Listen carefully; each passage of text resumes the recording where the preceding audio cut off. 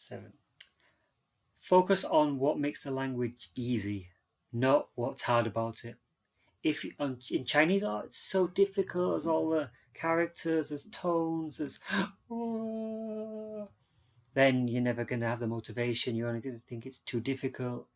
Or you want to learn the violin. Oh, it sounds terrible as a beginner. Or it's so the fingering so difficult. If you think about the difficulties, then you're going to be scared of it. You're not going to want to learn it. If you think about why it's easy, like Chinese, there aren't many tenses. Making the past tense is very, very simple. The past tense in English is very difficult. You've got to learn ed verbs, different pronunciations, many, many irregular verbs, was, were, past continuous, all sorts of different things. In Chinese, you add a ler, and it makes it the past tense. Amazing. Czech, I think you had an L. Polish and Czech, you had a L, and that make every verb that makes it past. Let's see, ja, bidlím, bidle,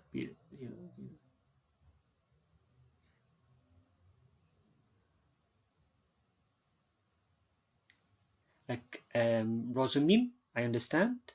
Rozumím, rozumil for past, or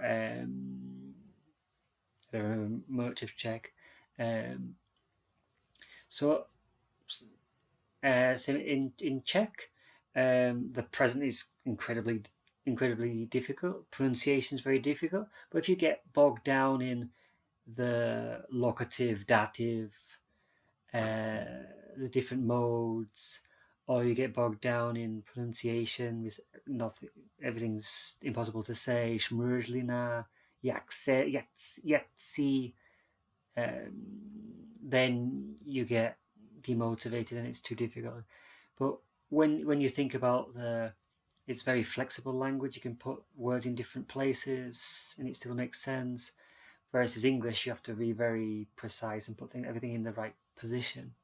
And there's not as much grammar. My teacher said in Czech and Slovak,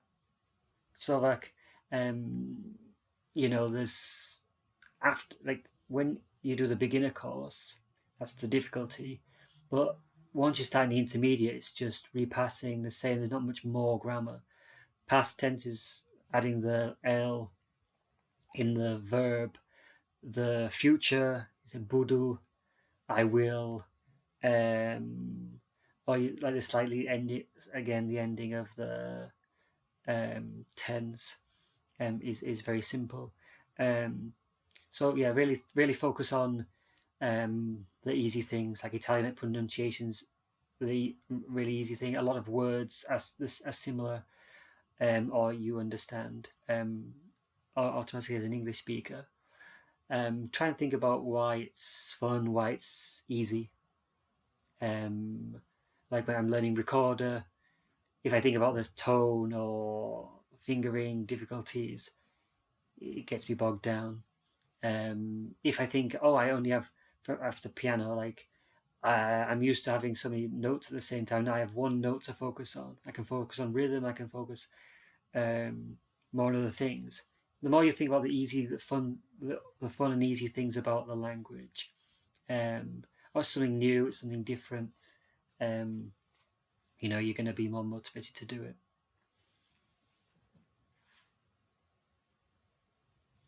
Okay, 8. Read. So whether it's grammar books or a story. So like I've read Eragon in Italian, and it's very advanced Italian because it's set thousands of years ago and with dragons and things. So it's all in the passato remoto.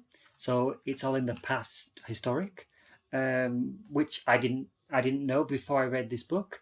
I didn't know how to conjugate the verbs. I hadn't studied it much. So with a bit of study and through reading, I learned a lot, how you make the verbs, the verb endings. I'm learning a lot more vocabulary, how things are maybe written in Italian.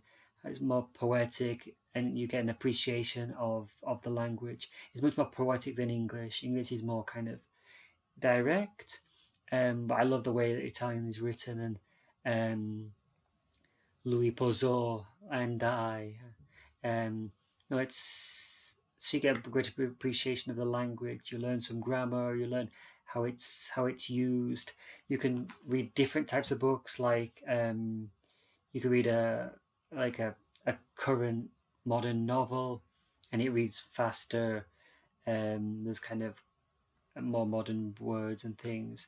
And it's not so poetic. It's not so difficult to read.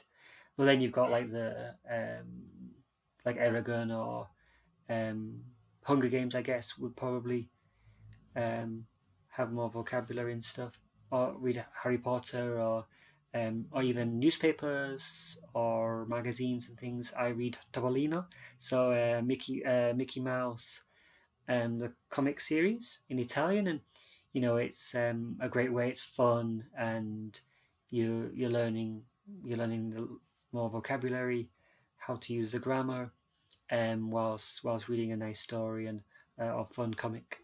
Yeah. Number 9, prepare for your lesson. Like have something ready, something to say. So if you have a teacher, like okay, yeah, study. I prepare my lesson. I will have books or things to do in the lesson. But if you can come to me and say, tell me something you did. I had a good week. I went to karate class. I'm learning a new move. I want to get my brown belt. Then we can start to talk about that topic, or learn some vocabulary: kick, punch, um, patience. So I have something to work on, something for us both to be interested in. Um, we can share each other's hobbies. We have something to start the lesson to talk about. If you're kind of nothing, no, no, no, nothing is special. No, no, not no, niente, no, niente, niente, nothing. You're not really giving me much to work with. So many students do this, and that's fine. And we go more into grammar, or I'll tell you a little bit, what I did, and then you can, what do you think about that? Would that be a fun thing to do? But the more you can have questions ready for your teacher, so you can, what did you do, sir? What did you do um, this week? Oh, Wendy, did you, um, are you out in Beijing? Are they? Is the situation better? Are you out yet? Are you still in your house? Oh no, I'm still in my house. I can't go to work. I must stay inside. So you have something to say, and what my biggest tip for this is stay literal. Just be as literal as you can. Literally say exactly what you did. Don't think about in a real conversation like, would it be interesting? Would I say this? What would I want to say in my own language? No, just what you know in the language, but just literally what you did. Sono andato al supermercato. Ho giocato a Agricola con i miei amici. È stato divertente. So I just, oh yeah, I played a game with my friend. I went to the supermarket. The queue was long. I played a game with my friends. Just that little bit, and I have something to respond to. So I can say, which friends? Oh, where do you go to play games? Oh, do you go like what sort of games? Describe to me one game. Or you say, oh, I love films. I went to see a movie, a film. Um, Oh, great, great. Yeah. Where did you go to the cinema? Oh, yeah. I go to Melzo, a big cinema near Milan.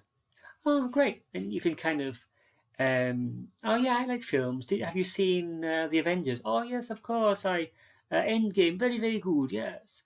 So you can roll off that, I guess. So definitely prepare. Maybe create a diary of what you do each day. So then in your lessons you can. Oh yeah, I play. Oh yeah, I play golf. I went to the supermarket. I bought some food. I play with my children.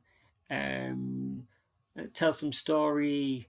Oh yeah, they were crying because they couldn't watch this film. I wanted to watch my soap opera. So then you can learn different vocabulary.